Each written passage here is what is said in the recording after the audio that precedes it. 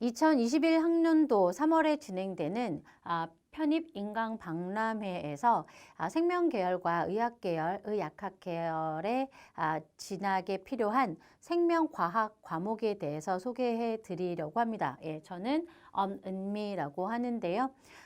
사실 올해 강의했었죠. 올해로 이제 21년 차 넘어가는 것 같은데요. 그래서 아마 아름아름 이름은 좀 많이 알려진 사람입니다. 저는 분자생물학을 전공을 했었고요. 석사, 박사 모두 분자생물학을 했었고, 모델이 매우 중요한데 식물부터 출발을 해서 위암과 간암으로 박사학위 논문을 받았어요. 또 기술 자체도 마이크로어레이를 활용을 했기 때문에 사실 기초부터 첨단까지 안 해본 짓이 없는 사람 중에 하나죠. 또 여러분들의 강의도 꽤 오랫동안 지켜보았기 때문에 그 과정에서 여러분들이 어떤 전략을 가지고 공부를 해야 되는지 소개를 해드리려고 합니다. 그 시험이라고 하는 것은 목표가 이제 여러분들 시험이니까 그냥 어떤 생물학에 대한 관심이 아니잖아요. 그러니까 시험에 대한 분석을 해야지만 철저한 대안이 나올 수 있을 거라고 생각을 하기 때문에 기출문제의 유형이나 특징 같은 것도 좀 소개해 드리면서 전략을 짜 보도록 하겠습니다. 먼저 인덱스가 정리되어 있는데요. 이러한 차례를 여러분들은 그냥 휙 넘어가시는데 항상 하나하나 다 집중해 보세요. 제 수업 듣는 친구들이 항상 그러거든요. 제가 지나가듯이 얘기한 것도 결국은 다 시험 문제나 면접 문제에 다 도움이 되더라. 이런 얘기들이 항상 제 기억에 남는데 되도록이면 여러분들한테 좀 잔소리도 많이 하는 사람이긴 한데요. 바로 이게 또 잔소리네요. 사실 차례를 여러분들이 열심히 봐야 되는 이유는 발표가 언제 끝날지를 알려주기 때문이기도 하죠. 즉 여러분들은 이거 다 들을 때까지 안 끝난다. 뭐 이런 얘기고 이 사람이 수입편도 조금은 얘기를 해주려나 보다. 라는 생각도 하실 수 있겠죠. 그런데 이러한 요령은 여러분들이 시험을 맞닥뜨렸을 때도 적용이 된단 말입니다. 그러니까 보통 여러분들은 시험을 딱 접하면 1번부터 막 푸시는데 그게 아니죠. 시험지는 반드시 넘겨서 이 뒤에 뭐가 있는가, 이 시험지의 총 문제수는, 문항수는 몇 문제이며 내가 받은 시험지가 프린트가 잘 되어 있는가 이런 것도 확인을 하셔야 합니다. 근데 이런 실수가 종종 있어요. 그래서 뒷장이 있는 줄 몰랐어요. 이런 경우들도 있고, 뒤에 문제가 있는지 몰랐어요. 이런 경우 종종 있어요. 이게 기본 자세예요. 그래서 꼭 여러분들이 차례를 잘 봐야 되듯이 시험지도 제일 뒤를 꼭 확인을 해서 몇 문제인지 파악하는 게 필요할 것 같습니다. 자, 크게 두 가지를 알려드리려고 합니다. 하나는 전체적으로 공통 얘기죠. 편입 생물학은 어떻게 공부를 해야 되는지를 좀 소개해 드리고 커리큘럼까지 간략하게 좀 소개를 해 드려 보도록 하고요. 그리고 대학별, 학교별 전략을 간단히 소개를 해 드릴 텐데 저희는 전공계열 편입이 있고요. 의약학 계열, 이제 우리는 이제 약학은 요즘에는 다른 방식들이 있었죠. 그래서 이제 의학, 수의학, 한의학 이런 경우를 이제 의학 계열 편입이라고 합니다. 그래서 의학 계열 편입을 어떻게 좀 구분을 해드릴까 해봤는데요. 학교가 되게 많죠. 서류 중심, 필기 이렇게 한번 나눠봤습니다. 그리고 한의편까지 간단히 살펴볼 건데요. 그래서 제일 첫 장을 시작을 해 봅시다. 다름 아니고 이제 합격생 얘기를 제가 올해 따끈따끈한 합격생들의 수기라고 하면 좀 그렇고요. 그렇게 거창한 건 아니고 우리 학생들이 저한테 이메일이나 이런 쪽지로 소식을 전할 때 고맙게도 저는 항상 이렇게 좀 말을 많이 써주 생각나는 게 많은가 봐요. 이게 저 닮아가요. 공부하는 사람 닮아가죠. 그러니까 제가 말이 많으니까 우리 학생들도 이렇게 감상도 많고 말도 많은가요? 글쎄요. 제가 이걸 가져온 이유는 뭘까요? 바로 이 친구한테는 대학 편입 생물학과 편입에 대한 모든 것이라고 하는 이러한 영상이 방향성을 잡는 데 매우 도움을 주었다라고 하더라고요. 자, 이러한 여러분들한테 도움을 줬던 기억을 살려서 이번에도 최선을 다해서 여러분들한테 좋은 길잡이 역할을 하고자 합니다. 이 친구는 또 두 군데 다 붙었어요, 학교를. 고려대도 붙었지만. 자, 편입을 위한 생물학이라고 하는 이 분야는요, 교재를 좀 보시면 좋을 것 같습니다, 저는. 물론 저도 여러분들한테 이렇게 요약본을 드리고 하지만, 제가 뒤에서도 얘기하겠지만, 생물은 말로 시험 문제가 나와요. 그러니까 말을 이해하지 못하면 문제 공부한 효율이 없어요. 그 말을 잘 이해하는 방법은 여러분 다른 거 아니에요. 독서를 많이 하라는 게 뭐예요? 독서를 해야지만 사람들을 잘 이해할 수 있다는 거 아니에요? 이것도 마찬가지예요. 저는 반드시 생물학 책을 권유하는 편이에요. 적어도 일반 생물학적 한 권은 좀 이렇게 몇 번? 10번 마르고 닳도록 보는 연습이 필요하다고 생각을 합니다. 근데 이거는 다독을 하는 게 좋아요. 정독이요. 그거는 수업 시간에도 중요한 용어들을 다 배우기 때문에 그거는 여러분들이 수업 시간을 활용을 하시고 이 책은 주로 다독을 권유하는 편입니다. 생물이 굉장히 유기적으로 구성이 되어 있거든요. 생물학 분야도 좀 볼 겸. 생물학 분야, 일반 생물학 분야는 자, 요 책이 은희가 흔히들 알고 계시는 캠벨 생명과학이고 이 책은 포커스인데요. 대부분의 전공 계열 편입은 이제 생명 계열 편입은 이 책 두 책을 지정하는 경우가 많습니다. 여기가 11판이고요. 얘는 지금 2판인데 3판까지 원서는 나온 상황입니다. 근데 번역판은 여전히 세컨 에디션까지 나와 있는 상황인데요. 번역판으로 공부하는 게 맞습니다. 왜냐하면 우리 시험 문제가 원어를 용어로 쓰기는 하지만 말 자체는 다 한글로 시험 문제를 내시기 때문에 한글적 표현도 아는 게 매우 중요하지요. 사실 거의 대동소이합니다. 일단 생물의 화학 역할이 있겠고요. 또 세포 수준에서의 생물 방법이 있겠고 생물에서 유전자를 다루는 분야를 분자생물학이라고 합니다. 그리고 동식물을 통해서 모델 생물들이죠. 이들의 생명 활동들, 생명 유지 활동을 배우게 되고요. 그리고 진화, 생태 이런 분야는 좀 다양성, 분류라고도 하는데요. 좀 별도의 분야가 되죠. 그래서 이런 표현을 잘 알고 있어야지 앞으로 분야를 소개해 드릴 때도 도움이 되지 않겠어요?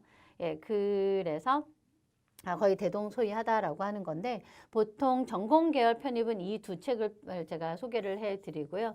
의편입은 조금은 더 레벨이 있는 레벨이 아니라 생물에서 가끔 심화라고 하는 건 다른 게 아니에요. 생물에서 심화요. 생물에서 심화는 자잘한 정보, 자잘한 그런 정보를 알고 있다라는 거예요. 아이고 죄송합니다. 자잘한 정보를 알고 있다라는 그런 표현이지. 예, 그러니까 좀 뭐랄까 예외적인 그런 현상도 많이 배운다는 거죠. 어렵다 그게 아니에요. 이게 항상 제가 여러분들한테 강조하는 것 중에 하나예요. 생물은 어려운 게 아니라 많은 거죠. 외울 게 많은 거죠.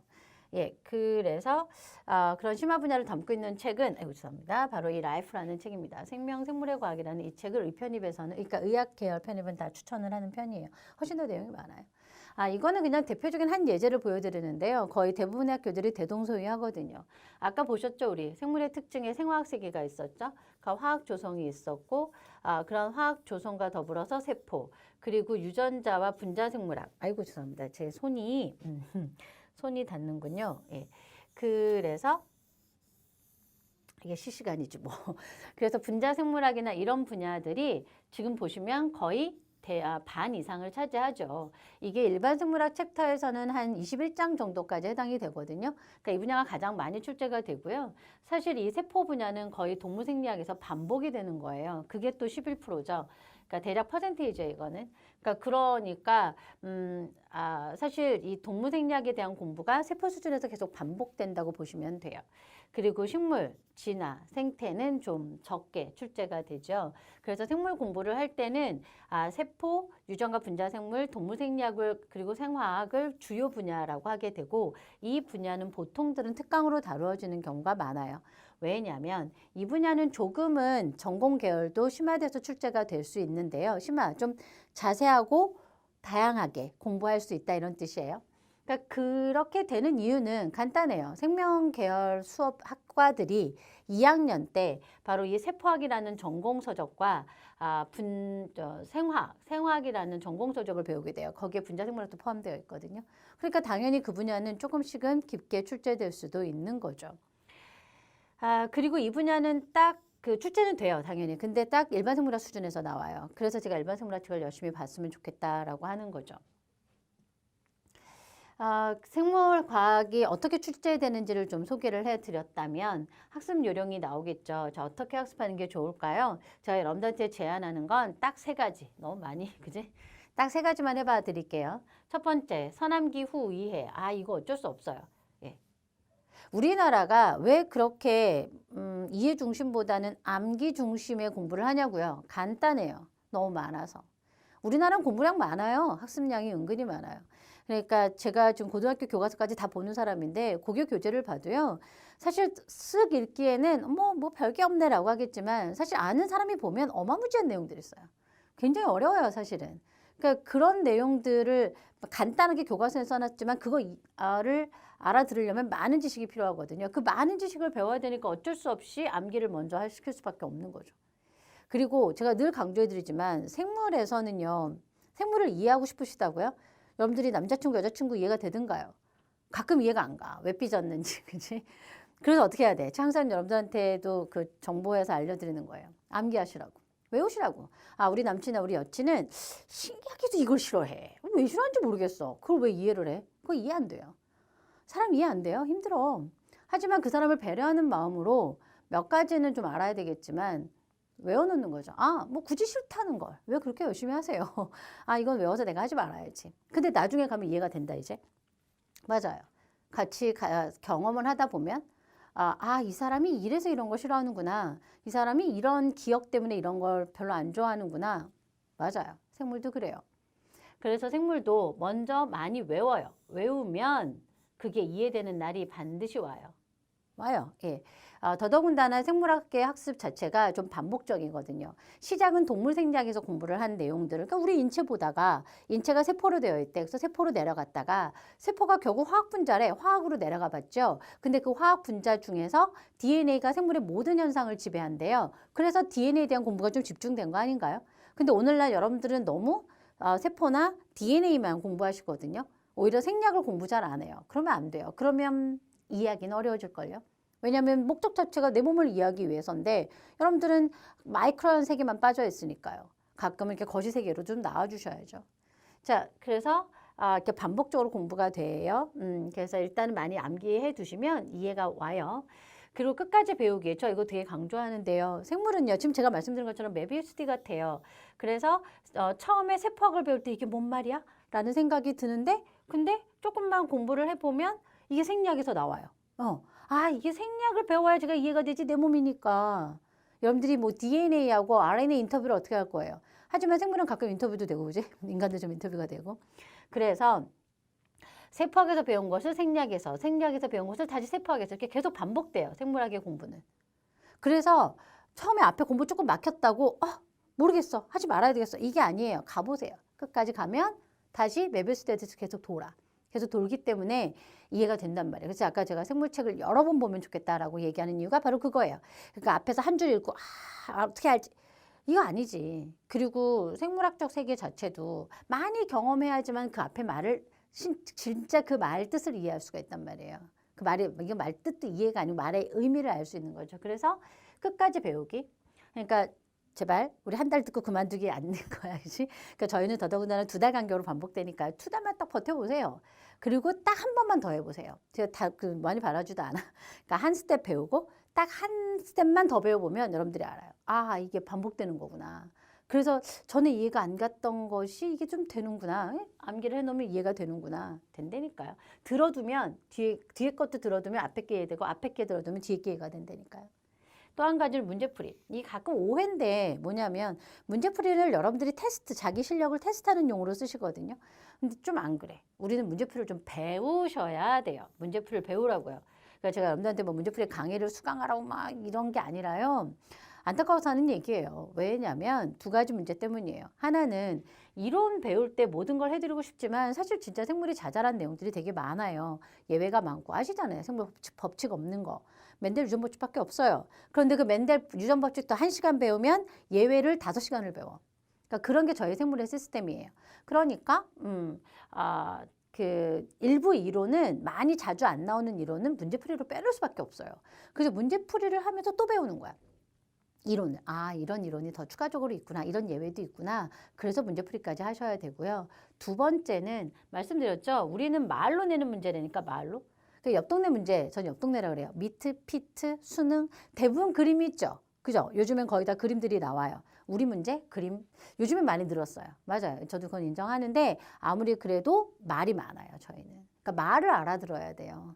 그러니까 그래서 그 문장을 이해를 해야 되니까 그 문장을 이해하는 방법을 또 여러분들이 들어보셨으면 좋겠고 또 한 가지는 생물이 이렇게 깊이라는 게 있어요. 어떤 문제는 수능 레벨에서 어떤 문제는 우리 편입 레벨에서 어떤 애는 의전원 레벨에서 이렇게 풀어야 되기 때문에 도대체 이 문제의 목적이 무엇이고 난이도가 어느 정도냐 즉 교수님 원하는 답이 뭐냐 저는 다른 대학원 진학을 해서 알거든요. 그거를 진학 준비를 하면서 아 내가 우리 교수님한테도 배웠는데 저 교수님한테 답을 할 때 또 좀 원하는 답이 달라지는구나. 이때니까요. 그러니까 우리가 그 문제를 출제하신 교수님들의 의도를 파악을 하려면 문장을 좀 분석하고 이해하는 방식들이 필요하고 또 다양한 문제풀이. 보통은 자기 학교만 하려고 그래요. 제가 항상 얘기하죠. 자기 학교의 기출문제는 과거이고 이미 작년에 나왔던 문제, 그지? 다른 학교의 기출문제는 미래다. 그래요. 제가 만들어도 명언이야. 그죠? 그래서 다른 학교를 많이 풀어보시면 그게 이쪽 문제로 넘어올 수 있고 그것이 또한 교수님들이 공통적으로 요구하는 답안이 뭔지를 알아낼 수가 있어요. 그래서 다양한 문제풀이도 꼭 배웠으면 좋겠어요. 커리큘럼은 이론과 문제풀이 그리고 실전 대비 모의고사로 구성이 되어 있고요. 이론은 주요 분야가 아까 세포생화학, 분자생물학 이 분야, 동물생리학, 식생분지는 주로 이제 특강 형식으로 한 번만 배우시면 좋을 것 같아요.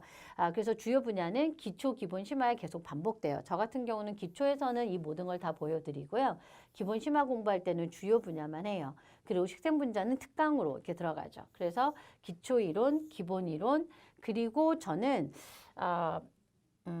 요거는 잠시 후에 그리고 이렇게 이론이 있고 그다음에 문제풀이가 있어요. 문제풀이는 단원별로 진행이 되는 게 있고요. 저는 기본, 심화, 기출로 다시 구분을 시켜놓고 그리고 이제 실전을 좀 하죠. 실전은 문제 형식을 봐야 되고 또 거기에 맞춰서 시간이나 그쵸 멘탈 관리 다른 게 아니라 제가 여러분들 이런 얘기하죠. 1번은 푸는 게 아니다. 가끔 1번에 여러분들의 시험 컨디션을 좌우하지 말라. 뒤에 번호 가봐야 알죠. 근데 1번에 여러분들 막 잘 풀었다 못 풀었다로 좌절하고 그러거든. 그럴 필요 없어요. 그러니까 그런 게 멘탈 관리 이런 것도 배우시게 될 텐데요. 저는 반복을 되게 중요하게 생각하기 때문에 1월부터 한번 반복을 하고요. 7월부터 또 한번 반복하고 그리고 11월부터 파이널이 들어가는데요. 1월부터 7월까지 기초 기본하면서 여기도 문풀던 전 딱 해줘요. 왜냐하면 아무리 이론을 배워도 우리가 해야 되는 건 문제풀이잖아요. 그래서 문제풀이를 꼭 저는 해줘요. 그래서 조금 배웠더라도 문제를 활용을 할 수 있도록 그리고 다시 심화 이론과 심화 문풀을 좀 해주고 거기에 당연히 기출문제들을 다 활용을 해주죠. 그리고 여기 때 이제 이쯤 가면 식생문제를 한 번 더 검토해서 이론을 완성시켜요. 저는 식생문제는 이론 완성이라고 하고요. 그리고 11월, 12월에 이제 최근 기출문제, 주로 이전에는 관연도 기출문제를 활용을 하고요. 최근 4개년 기출문제는 11월 달부터 풀어요. 그리고 12월에 파이널 모의고사로 예상문제를 만들어서 테스트를 하게 되죠. 그러니까 이 과정을 쫓아오시면 되고 어떻게 만들었는지를 구성하시면 되는데 가끔 우리 친구 중에서 후반에 들어오는 친구도 있고 전반에 들어오는 친구들도 있어요. 항상 겁내지 마시고요. 내가 할까? 할 때 그냥 하시는 거야. 언제든 시작하세요. 응? 그러니까 뭐 난 준비되면 시험 봐야지. 더더군다나 편입은 비공개 시험도 많잖아요. 전 보기를 추천을 해요. 6개월이든 1년이든 공부해서 항상 시험까지 마무리. 항상 단계는 마무리까지 해보는 거예요. 제가 항상 얘기하지만 성적은 제가 여러분들한테 저 1차는 많이 합격시키거든요. 근데 이제 최종 합격은 거기에 플러스 알파적인 요인이 많이 들어가잖아요. 그죠? 시험운도 있고. 맞아, 운도 있어요. 예, 그러니까 그게 올해 올지 내년에 올지 어떻게 알아요, 여러분들. 그죠? 그러니까 올해도 꼭 도전 끝까지. 아무튼 시작하면 끝까지 갔으면 좋겠어요. 예. 언제라도 주저하지 마시고 시작했으면 좋겠고요. 그래서 제가 이렇게 1년 동안 저랑 열심히 했던 친구도 있어요. 그리고 저는 여러분들 자소서도 하잖아요. 오지랖 넓게도. 그래서 서류도 여러분들이랑 같이 해봤었고요. 또 늦게 이렇게 시작했다라는 친구는 7월부터 들어온 친구거든요. 그래서 이렇게 해서 합격을 하는 경우도 있어요. 여기 보시면 이 친구 아주 재밌는 말을 쓰거든요. 제가 그랬죠. 일단 머리에 열고 외워라. 자, 이런 얘기를 많이 해. 그냥 뚜껑 열어서 그냥 집어넣어. 일단 막 집어넣고 나면 문제 풀면서 계속 제가 확인해서 이게 얼마나 중요한지 얘기해 드릴게요. 이런 표현을 쓰거든요. 그게 가장 기억에 남는다고 하더라고요. 예, 그래서 좋은 결과들 얻기도 합니다. 생명계열의 편입에 이제 구체적인 강론을 좀 들어가 볼게요. 그래서 생명계열 편입과 의편입으로 나누어서 살펴봐 드릴 텐데요. 생명계열 편입은 연고, 중2 뭐 이렇게도 얘기를 해요. 경희, 경국, 지방거점대학 등등이 있어요. 경희나 건국은 요즘엔 따로 이제 시험을 별로 이렇게 보진 않죠. 예, 그래서 면접이나 이런 것들을 좀 준비하시면 될 것 같고요. 생명계열이란 생명공학, 생명과학과, 생화학, 식품공학 등도 다 생명계열의 시험을 보게 돼요. 뭐 이 수업을 보면 어디다 활용을 할 수 있는지를 좀 묘사를 해 본 거고요. 연구해 볼까요? 수능 한 번 더 본보다 효율적이다. 항상 이런 얘기도 전 하는데 저도 제 애들 키웠었고 편입 기회 아주 중요한 기회, 좋은 기회라고 제 애들 친구들한테도 항상 소개를 하기도 해요.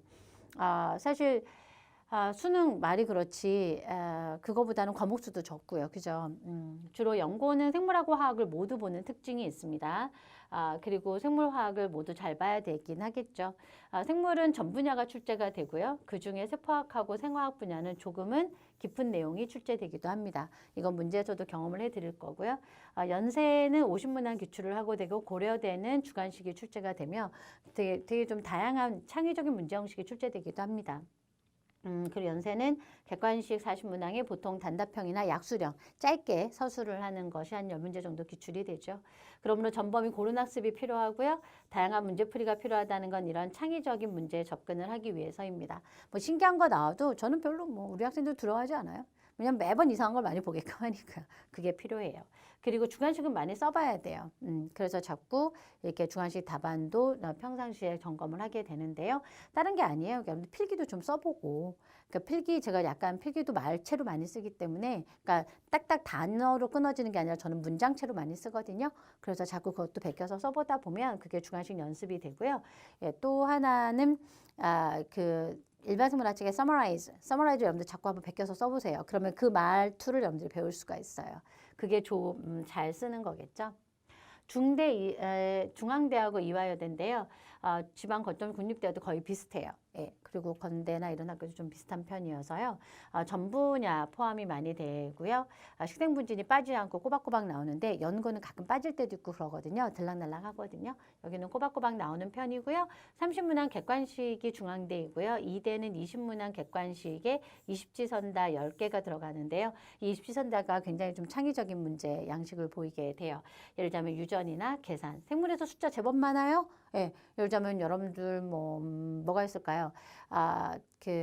사람의 심장의 방은 4개로 되어 있죠. 이렇게 4라는 숫자가 있잖아요. 이런 걸 활용해서 문제를 내기도 해요. 굉장히 창의적이고 재밌는 문제가 많아요. 전범위 고른 학습이 필요한데요. 식생문제까지도 특히 빼놓지 말고 공부하는 게 필요해요. 그러니까 그걸 할 수 있는 방법은 근데 저는 그러니까 한번 쭉 공부하는 것도 중요하겠지만 계속 2개월 단위로 이렇게 소용돌이처럼 반복을 하는 걸 추천을 해요. 그리고 이왕 소용돌이를 할 바에는 조금씩 좀 깊게 공부를 하면 좋겠죠. 이 학교를 잘 이 학교를 잘 대비하면 지방 거점 정도야 뭐 그냥 붙습니다. 예. 그래서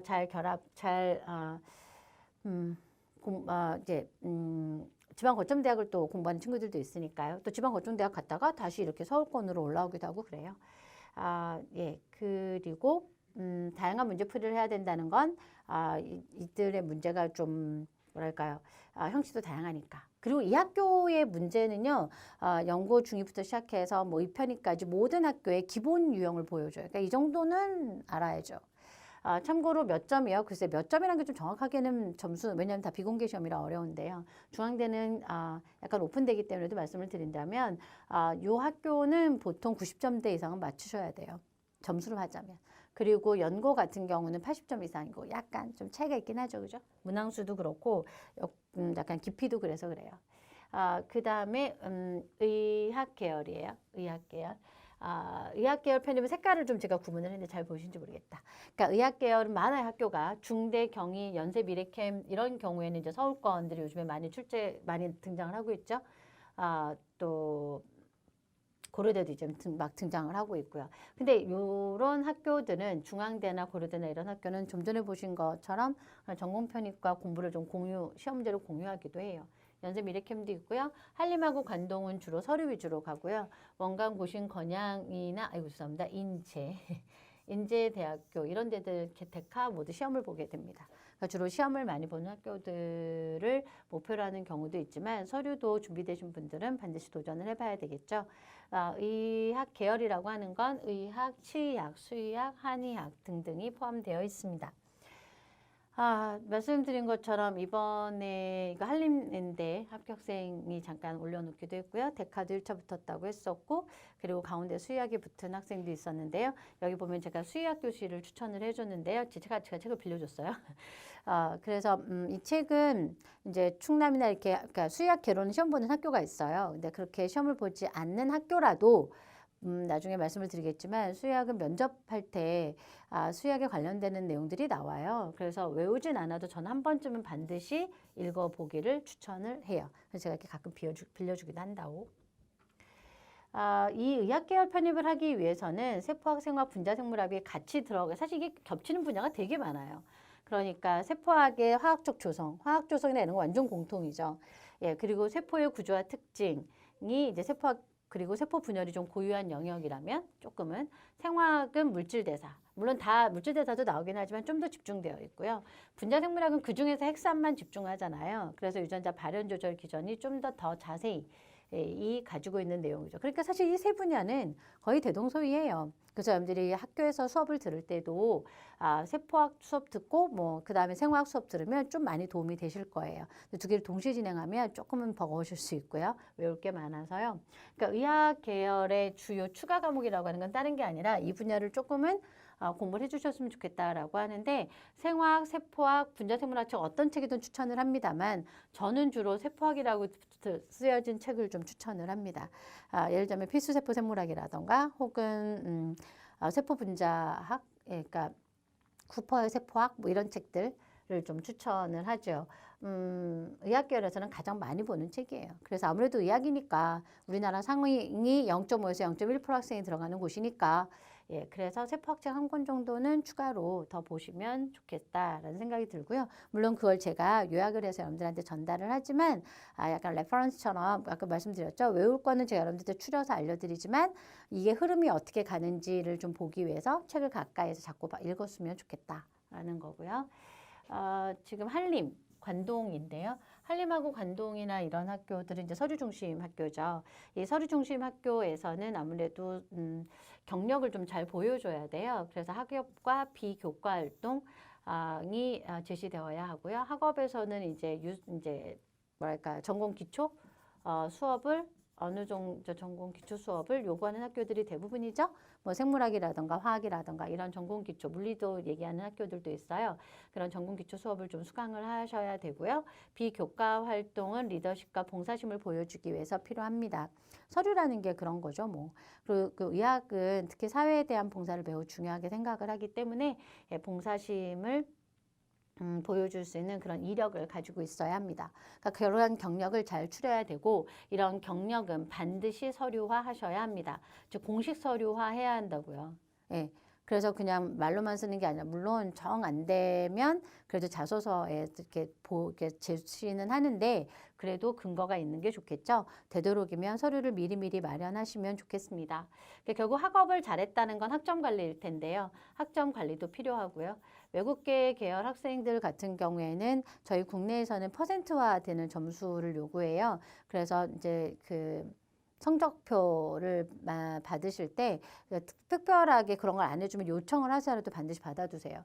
그게 퍼센테이지로 안 하면 학점을 여러분들 뭐 나중에 그 모집 요강에서 보시면 아시겠지만 필기시험을 보는 학교는 그냥 필기시험 점수에 준해서 학점을 계산을 하겠다라는 얘기들도 있어요. 물론 학점이 불리하신 경우라면 그렇게 필기시험을 잘 봐서 오히려 보완을 할 수도 있겠지만 학점을 잘 받아 놓으신 것이 있다면 좀 아쉬울 수도 있겠죠. 그죠? 이건 전략을 잘 짜보셔야 될 것 같고요. 관심 분야를 반드시 만들어 놨으면 좋겠어요. 자기소개서 같은 걸 준비를 할 때 나는 의사가 되고 싶어 라는 그런 동기를 잘 갖고 있기도 하지만 어떤 의사가 필요하거든요. 그러니까 인성적으로 봉사하는 의사 혹은 사람들과 공감하는 의사 그리고 뭐 노력하는 의사 여러 가지가 있을 수 있겠죠. 거기에 지성적으로도 갖고 있었으면 좋겠어요. 즉 관심 분야가 필요하다고요. 조금 구체적으로. 예를 들자면 나는 뭐 감염학을 하고 감염 분야를 또는 노인을 혹은 청소년을 그러니까 어떤 자기가 치료하고 싶은 사람들의 대상이라던가 혹은 분야라던가 뭐 정형외과처럼 그런 분야 관심이 있다라던가 이런 식의 자신의 관심 분야를 좀 가지고 있는 게 좋아요. 그래야지만 자신의 이력도 구체적으로 준비를 해놓을 수가 있겠죠. 그죠? 맞아요. 서류는 결국 학종이지 뭐. 학생부 종합전형 해보셨나요? 그거예요. 예, 그래서 의사상을 좀 만들어 놓을 필요가 있고, 그리고 계획도 학업 계획서를 또 대부분 제출을 하잖아요. 예, 이러한 학업 계획에서는 의학도로서의 계획이 있고 의사로서의 계획이 서로 달라요. 그러니까 의학도는 학교 들어가서 어떻게 공부할까라고 하는 건 텐데 자기가 기존 수강 내용이 있을 텐데요. 그런 기존 수강 내용을 발전시킬 수 있는 내용과 혹은 보완할 수 있는 내용도 있을 수 있어요. 그러니까 내가 이제 생명 계열의 공부가 좀 부족하다면 조금 더 추가하겠다는 얘기도 있어야 되고 내가 생명 계열의 수업을 들었다면 그걸 좀 더 발전시켜서 더 공부할 내용들의 과목을 좀 학과목을 좀 추려서 제시를 해줘야 되겠죠. 뭐 사실 의학 들어서 할 수 있는 거 그냥 수업 열심히 들으면 되겠지만 그 수업을 그냥 나열하는 게 아니라 자신이 하고 싶어하는 일 이거 있어야 돼. 그래서 자신이 하고 싶어하는 일과 관련되는 과목을 조금 더 잘 신경 쓰겠다라는 내용이 나와야 되겠죠. 그러니까 이걸 계획을 짜야 이게 연결이 된답니다. 그리고 의사는 이제 의사가 된 상황이잖아요. 그러니까 의사가 된 다음엔 또 할 수 있는 일이 더 달라지게 되죠. 예를 들어 의학도는 사람 치료 못해요. 의사면허증이 없는데 어떻게 치료를 해요? 그러니까 역할이 달라져요. 근데 의사가 되면 할 수 있는 일이 훨씬 더 많아져요. 거기에서 이제 자신의 장래 계획, 장래 희망, 이죠. 그래서 장래 희망을 제시해 줄 수가 있어요. 봉사도 해도 좋겠고 연구를 하셔도 좋겠고 예, 그런 부분을 계획을 짜면 좋겠네요. 서류는 이런 내용들을 지금부터 계속해서 관심을 가지면서 준비를 해야 돼요. 그러니까 서류 항상 챙기고 서류를 항상 잘 챙기면서 열심히 자신의 미래를 계획하고 고민하는 그런 일들 그리고 거기에 맞춰서 학업이나 비교과 활동을 좀 준비할 수 있다면 하셔야죠. 그러니까 졸업을 하셨다면 조금 뭐 봉사활동이나 이런 걸로 좀 보완을 하시고 졸업을 하지 않으셨다면 예, 학업으로도 반드시 보완을 하시면 좋겠습니다.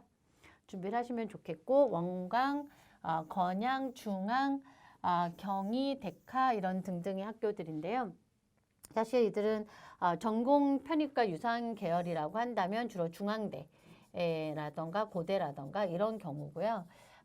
또 경희나 이런 곳이 경희하고 이번에 원광대가 자료해석형의 문제를 출제를 했어요. 근데 이 자료해석형의 문제가 그렇게 복잡한 건 아닌데 약간 그 미트형인데 그런 걸 좀 봐두셔야 되겠죠. 저도 그래서 미트형의 문제를 많이 풀어드리거든요.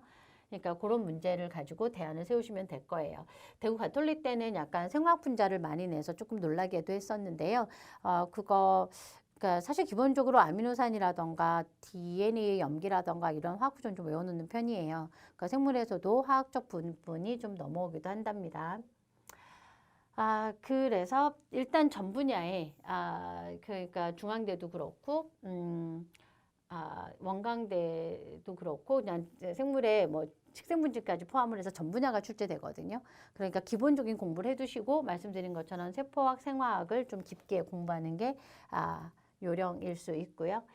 문제 형식은 주로 객관식이에요. 저희는 좀 그러니까 데카가 15문제 객관식에 5문제 주관식을 출제를 하고 있는데요. 그러니까 그런 유형을 빼놓고는 거의 다 3, 40문항의 객관식이 출제되고 있죠. 그래서 문제 형식은 그렇고요. 그래서 좀 말씀드린 것처럼 세포생화학 분야의 심화 공부가 필요하다. 생화학 분야, 생물학 분야를 특히 세포학 분야가 주로 그렇다. 그리고 단계적 문제풀이라고 하는 건 뭐냐면 왜냐면 우리가 보통 하나의 학교가 아니라 좀 여러 학교의 시험을 보게 되잖아요. 그래서 그 학교에 맞춘 레벨에 맞춰서 시험을 풀어야 돼요.